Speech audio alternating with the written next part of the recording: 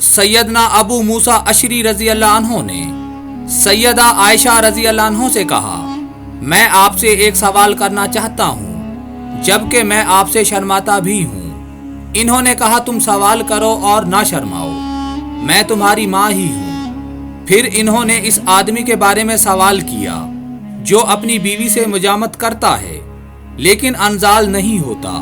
इन्होंने जवाबन कहा कि नबी करीम सल्लल्लाहु अलैहि वसल्लम ने फरमाया, जब खतना वाली जगह खतने वाली जगह से टकरा जाए तो गुसल वाजिब हो जाएगा।